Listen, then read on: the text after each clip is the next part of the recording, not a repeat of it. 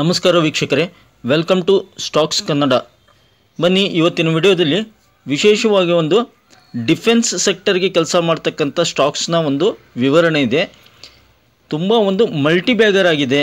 ಕೇವಲ 5 ವರ್ಷದಲ್ಲಿ ಸಿಕ್ಕಾಪಟ್ಟೆ ರಿಟರ್ನ್ಸ್ ಕೊಟ್ಟಿದೆ. ಹಾಗೆ ಅದರ ಒಂದು ಡೀಟೇಲ್ಸ್ ನೋಡೋಣ. ಜೊತೆಗೆ ಕೊನೆಯ ಒಂದು 2-3 ನಿಮಿಷದಲ್ಲಿ ಟಾಟಾ ಟೆಕ್ನ ಒಂದು ಡೀಟೇಲ್ಸ್ ನಿಮ್ಮ ಮುಂದೆ ಇಡ್ತಾ ಇದ್ದೀನಿ ಸ್ನೇಹಿತರೆ. ಒಬ್ಬ ವೀಕ್ಷಕರು ಟಾಟಾ ಟೆಕ್ ಬಗ್ಗೆ ವಿವರಣೆ ಕೇಳಿದ್ರು. ಎಂಟ್ರಿ ಪ್ರೈಸು ಹಾಗೆ ಕರೆಂಟ್ ಮಾರ್ಕೆಟ್ ಪ್ರೈಸು ಯಾವಾಗ ಎಂಟ್ರಿ ಆಗಬೇಕು ಅಂತ ಕೇಳಿದ್ರು. ಹೀಗಾಗಿ ಅವರಿಗೋಸ್ಕರ ಟಾಟಾ ಟೆಕ್ನ ಒಂದು ಸಂಕ್ಷಿಪ್ತ ವಿವರಣೆ ಕೂಡ ಇರುತ್ತದೆ. ನೋಡಿ, ಕೇವಲ ₹5.95 ಇದ್ದಂಥ ಶೇರು ಅದು ತೀರಾ ಹಳೆಯದೇನಲ್ಲ. ಕೇವಲ 5 ವರ್ಷದ ಕೆಳಗಡೆ ಕೇವಲ ₹5.95 ಇದ್ದಂಥ ಶೇರು ಬೆಲೆ ಇವಾಗ 1491 ಆಗಿದೆ. ಡಿಫೆನ್ಸ್ ಸೆಕ್ಟರ್ ಸ್ಟಾಕ್ ಅದು. ಹೀಗೆ 5 ವರ್ಷದ ಕೆಳಗಡೆ ನಾವು ₹10,000 ಇನ್ವೆಸ್ಟ್ ಮಾಡಿದರೆ ಅದರಲ್ಲಿ ಇವಾಗ ಹೆಚ್ಚು ಕಡಿಮೆ 25,10,000 ಆಗಿರೋದು. 25 ಲಕ್ಷ ರೂಪಾಯಿ ಆಗಿರೋದು ಇವಾಗ. ಹೀಗಾಗಿ ಪೆನ್ನಿ ಸ್ಟಾಕ್ಸ್ ಅಂದಾಗ ಮೂಗು ಮುರಿಯೋರು ತುಂಬ ಜನ ಇರ್ತಾರೆ. ಪೆನ್ನಿ ಸ್ಟಾಕು ಯಾವ ಸೆಕ್ಟರ್ನಲ್ಲಿ ಕೆಲಸ ಮಾಡ್ತಿದೆ, ಏನು ಕೆಲಸ ಮಾಡ್ತಾಯಿದೆ, ಏನು ಬಿಸ್ನೆಸ್ ಮಾಡ್ತಾಯಿದೆ ಅನ್ನೋದು ತುಂಬ ಮುಖ್ಯ ಆಗುತ್ತೆ. ಹೀಗಾಗಿ ನಾನು ಪ್ರತಿ ವಿಡಿಯೋದಲ್ಲಿ ಯಾವುದೇ ಸ್ಟಾಕ್ ಬಗ್ಗೆ ನಿಮ್ಮ ಮುಂದೆ ವಿವರಣೆ ಇಡುವಾಗ ಅದು ಏನು ಕೆಲಸ ಮಾಡುತ್ತೆ, ಏನು ಬಿಸ್ನೆಸ್ ಇದೆ, ಏನು ಪ್ರಾಡಕ್ಟ್ಸ್ ಇದೆ ಅಂತ ನಿಮ್ಮ ಮುಂದೆ ಅದ್ರ ಬಗ್ಗೆ ಡೀಟೇಲ್ಸ್ ಕೊಡ್ತೀನಿ. ಏನಕ್ಕೆ ಅಂದರೆ ಬಿಸ್ನೆಸ್ ಯಾವ ಥರ ಇರುತ್ತೆ ಆ ಥರ ಕಂಟಿನ್ಯೂಸ್ ಗ್ರೋತ್ ಸಿಗುತ್ತೆ ಅಂತ ನನ್ನ ಒಂದು ಭಾವನೆ ಸ್ನೇಹಿತರೆ. ನೋಡಿ, ಶೇರ್ನ ಹೆಸರು ನೈಬ್ ಲಿಮಿಟೆಡ್ ಅಂತೇಳಿ. ತುಂಬ ಜನ ಕೇಳಿರಲಿಕ್ಕಿಲ್ಲ ಈ ಶೇರ್ನ ಹೆಸರು. NIBE ನೈಬ್ ಲಿಮಿಟೆಡ್ ಅಂತೇಳಿ. ಇದು ಸಾಕಷ್ಟು ಒಂದು 2 ಕ್ಷೇತ್ರಗಳಲ್ಲಿ ತುಂಬ ಕೆಲಸ ಮಾಡುತ್ತೆ. ಒಂದು ಡಿಫೆನ್ಸ್ ಸೆಕ್ಟರ್ಗೆ ಸಂಬಂಧಪಟ್ಟಂತೆ ಕೆಲಸ ಮಾಡುತ್ತೆ. ಪ್ರಾಡಕ್ಟ್ಸ್ಗಳನ್ನು ನೋಡಿ, ಡಿಫೆನ್ಸ್ಗೆ ಬೇಕಾಗಿರ್ತಂಥ ಪ್ರಾಡಕ್ಟ್ಸ್ಗಳನ್ನೆಲ್ಲ ಸಪ್ಲೈ ಮಾಡುತ್ತೆ. ಈ ಥರ ಡಿಫೆನ್ಸ್ಗೆ ಪ್ರಾಡಕ್ಟ್ಸ್ಗಳನ್ನು ಉತ್ಪನ್ನ ಮಾಡಿಬಿಟ್ಟು ಸಪ್ಲೈ ಮಾಡುತ್ತೆ. ಹಾಗೆ ಇಲೆಕ್ಟ್ರಿಕಲ್ ಬಸ್ ನೋಡಿ, ಈ ಬಸ್ ಕೂಡ ಸಪ್ಲೈ ಮಾಡುತ್ತೆ. ಇದನ್ನು ಕೂಡ ಇಲೆಕ್ಟ್ರಿಕಲ್ ವೆಹಿಕಲ್ ಇದನ್ನು ಕೂಡ ಡಿಫೆನ್ಸ್ ಸೆಕ್ಟರ್ಗೆ ಸಪ್ಲೈ ಮಾಡುತ್ತೆ. ಹಾಗೆ ಒಂದು ಇಲೆಕ್ಟ್ರಿಕಲ್ ಬೈಕ್ ಕೂಡ ಇತ್ತೀಚೆಗೆ ಬಿಡುಗಡೆ ಮಾಡಿದ್ದಾರೆ ಸ್ನೇಹಿತರೆ. ನೋಡಿ, ನೈಬ್ ಲಿಮಿಟೆಡ್ ಇವತ್ತಿನ ಶೇರ್ ಬೆಲೆ ನಿಮ್ಮ ಮುಂದೆ ಇದೆ. ₹1,491 ಇದೆ. ನೈಬ್ ಲಿಮಿಟೆಡ್ ನೋಡಿ, ಇದರ ಬಿಸ್ನೆಸ್ ನಿಮ್ಮ ಮುಂದೆ ಹೇಳ್ತಾ ಹೋಗ್ತೀನಿ. ಏನು ಬಿಸ್ನೆಸ್ ಮಾಡುತ್ತೆ ನೈಬು? ಬಿಸ್ನೆಸ್ ಓವರ್ವ್ಯೂ ನೋಡೋದಾದರೆ, company is engaged in the business of fabrication and machining of components used in defence sector as well as assembly of components of e-vehicles. It also offers strategic products and related research advantages in the e-vehicles division and the BVM R&D Foundation.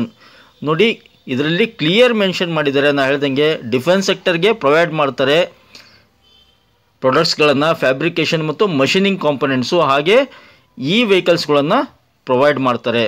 ಇನ್ನು NIBE defence products ಅಂದಾಗ manufactures structures, sub assemblies and assemblies of mobile weapon launches for programmes such as BrahMos missile. ನೋಡಿ, ಬ್ರಹ್ಮೋಸ್ ಮಿಸೈಲ್ಗೆ ಒಂದು products ಇದೆ. MR SAM and Pinaka rocket launcher. ಎಷ್ಟು interesting ಇದೆ ನೋಡಿ. ನಾವನ್ನು ಕೂಡ ಸ್ಟಡಿ ಮಾಡಿದಾಗೆ ಗೊತ್ತಾಯಿತು ಈ ಸ್ಟಾಕ್ ಬಗ್ಗೆ ಇಷ್ಟೊಂದು ಇಂಟ್ರೆಸ್ಟಿಂಗ್ ಇದೆ. ಹೀಗಾಗಿ ಇದು ಒಂದು ತೆರೆಮರೆ ಹಿಂದಿನ ಸ್ಟಾಕು. ಭಾಳ ಜನಕ್ಕೆ ಡಿಫೆನ್ಸ್ ಅಂದಾಗ ಮುಂಚೂಣಿಯಲ್ಲಿ ಬರೋದು HAL, BEL, BDL ಈ ಥರ, ಕೊಚಿನ್ ಶಿಪ್ ಯಾರ್ಡ್ ಇರಲಿ.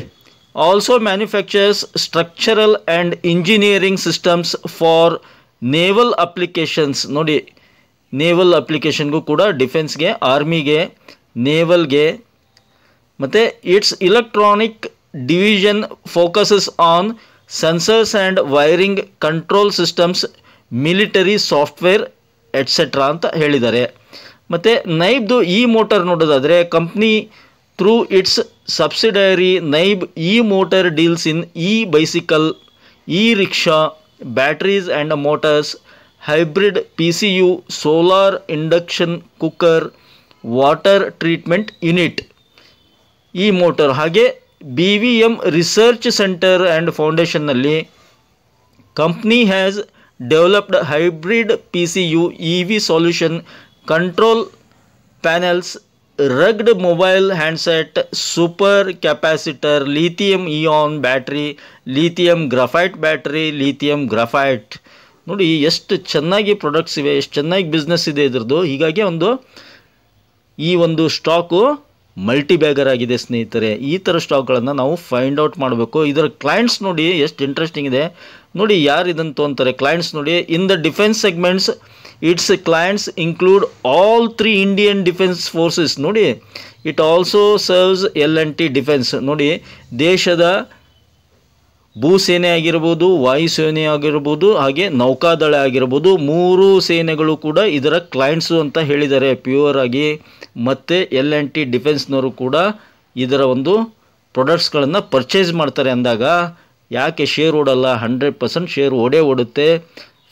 ಇನ್ನೂ ಕೂಡ ಇದರಲ್ಲಿ ಪೊಟೆನ್ಷಿಯಲ್ ಇದೆ ಅಂತ ಹೇಳಲಿಕ್ಕೆ ಇಷ್ಟಪಡ್ತೀನಿ ಸ್ನೇಹಿತರೆ.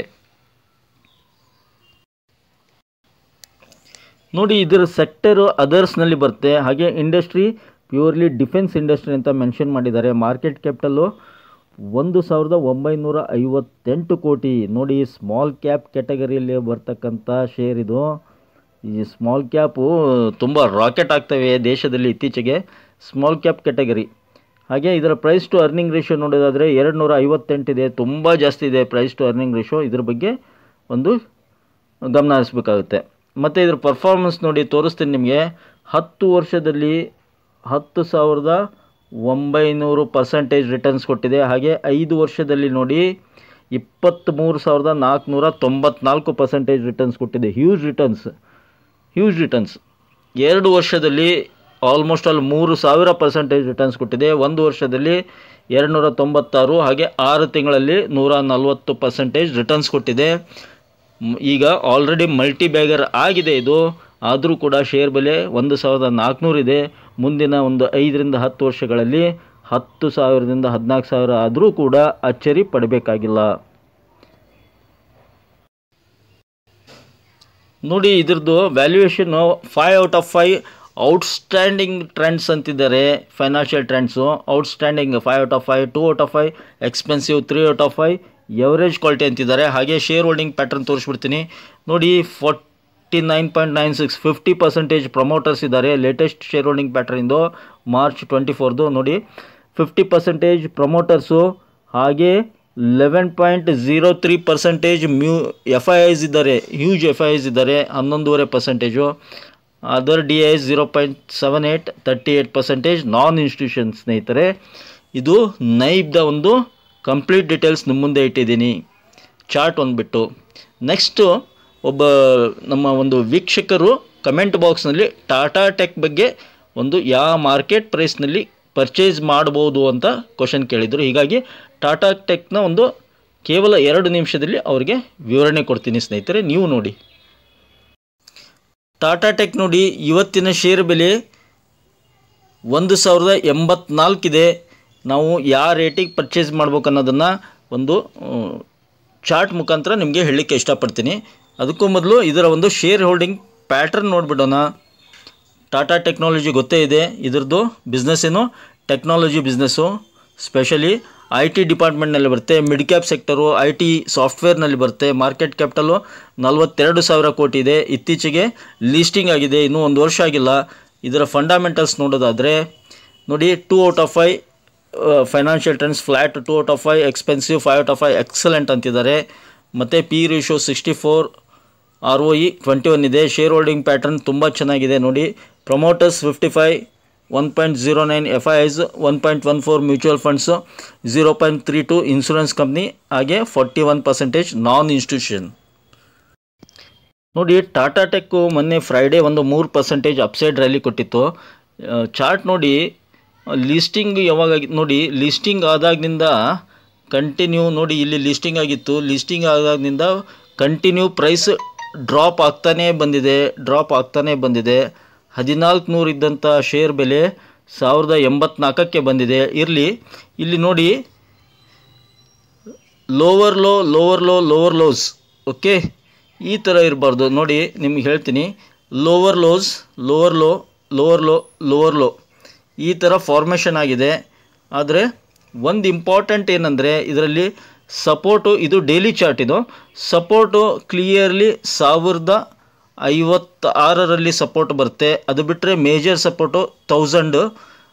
ಈಗ ರೆಸಿಸ್ಟೆನ್ಸ್ ಎಲ್ಲಿ ಬರುತ್ತೆ ಅಂದರೆ 1100ನಲ್ಲಿ ಒಂದು ರೆಸಿಸ್ಟೆನ್ಸ್ ಇದೆ. ಇದೇನಾದರೂ ಬ್ರೇಕ್ ಆತಂದರೆ ಇಲ್ಲಿ ನೋಡಿ ಈ ಥರ ಒಂದು ಚಾನಲ್ ಫಾರ್ಮ್ ಆಗಿದೆ.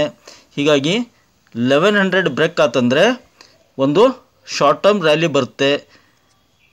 1100 ಕ್ಲಿಯರ್ ಕಟ್ಟು 1100 ಇದೆ. ಅದು ಬಿಟ್ಟರೆ ನೆಕ್ಸ್ಟು 1130 1140 ಬರುತ್ತೆ. ಹೀಗಾಗಿ ಅದನ್ನು ದಾಟ್ತು 1135 1140 ದಾಟ್ತು ಅಂದರೆ ಮತ್ತೆ 1200 ಎಬೋ ಆಗುತ್ತೆ. 1200 ರೀಚ್ ಆತಂದರೆ ತಿರುಗಿ ನೋಡೋಂಗಿಲ್ಲ ಈ ಸ್ಟಾಕನ್ನು. 1400 ಲಿಸ್ಟಿಂಗ್ ಎಲ್ಲಿ ಆಗಿತ್ತಲ್ಲ ಆ 1400 ಕೂಡ ದಾಟುತ್ತೆ. ಅದಕ್ಕೆ ಇಟ್ ಟೇಕ್ಸ್ ಟೈಮ್. ನೋಡಿ, ಒನ್ಸ್ ಇಟ್ ಕ್ರಾಸಸ್ 1200 ದಾಟಿತು ಅಂದರೆ ಕ್ರಮೇಣ ಇದೇನಾಗುತ್ತೆ 1400ವರೆಗೆ ಬರುತ್ತೆ. ಬಟ್ ಇದಕ್ಕೆ ಸಮಯ ಬೇಕು ಅಂತ ಹೇಳಲಿಕ್ಕೆ ಇಷ್ಟಪಡ್ತೀನಿ. ಒಂದಿನಕ್ಕೆ 2 ದಿನಕ್ಕಾಗಲ್ಲ, 1 ವರ್ಷ ಆದರೂ ಟೈಮ್ ಬೇಕಾಗುತ್ತೆ ಇದಕ್ಕೆ 1400 ರೀಚ್ ಆಗಲಿಕ್ಕೆ. ಪೊಟೆನ್ಷಿಯಲ್ ಇದೆ, ಗ್ರೋತ್ ಇರ್ತಕ್ಕಂಥ ಸ್ಟಾಕು, ಇನ್ವೆಸ್ಟ್ ಮಾಡ್ಬೋದು. ಬಟ್ ಯಾವ ಪ್ರೈಸು ಅಂತ ನೀವು ಕೇಳಿದ್ದೀರಾ. ಹೀಗಾಗಿ ಯಾವ ಪ್ರೈಸ್ ಅಂತ ಹೇಳಿದಾಗ ಚಾರ್ಟ್ ಪ್ಯಾಟರ್ನ್ ಇವಾಗ ಒಂದು ಇಲ್ಲಿ ಸಪೋರ್ಟ್ ತೊಗೊಂಡ್ಬಿಟ್ಟು ರಿವರ್ಸ್ ಆಗಿದೆ, ಇಲ್ಲಿ ಕನ್ಸಾಲ್ಟೇಷನ್ ಆಗಿದೆ 4-5 ದಿನ. ಇವಾಗ ಒಂದು ಮೂಮೆಂಟ್ ಬರ್ತಾ ಇದೆ. ಹೋಪ್ ವೆಲ್ ಚೆನ್ನಾಗಿ ಮೂವ್ ಆಗ್ತಾ ಇದೆ. ಒಂದು ನೀವು ಇವಾಗ ಇನ್ವೆಸ್ಟ್ ಮಾಡಬಹುದು ಅಂತ ನಾನು ಹೇಳಲಿಕ್ಕೆ ಇಷ್ಟಪಡ್ತೀನಿ. 1200 ಟಾರ್ಗೆಟ್ ಇಟ್ಕೊಳ್ಳಿ. 1050 ರೂಪಾಯಿ ಸ್ಟಾಪ್ ಲಾಸನ್ನು ಇಟ್ಕೊಂಡ್ಬಿಟ್ಟು ಸ್ಟಾರ್ಟಿಂಗ್ 1200 1130 ದಾಟ್ತಂದರೆ ಹಾಗೆ ಸ್ಟಾಪ್ ಲಾಸನ್ನು ಮೇಲಕ್ಕೆ ಮಾಡ್ತಾ ಹೋಗಿ. ಸ್ಟಾಪ್ ಲಾಸನ್ನು 1200ವರೆಗೂ ರೀಚ್ ಆಗ್ಬೋದು. ಶಾರ್ಟ್ ಟರ್ಮ್ ರ್ಯಾಲಿ 1200 ಅಂತ ನಾನು ಹೇಳಲಿಕ್ಕೆ ಇಷ್ಟಪಡ್ತೀನಿ. ವೀಕ್ಲಿ ಚಾರ್ಟ್ ತೋರಿಸ್ತೀನಿ ನೋಡಿ.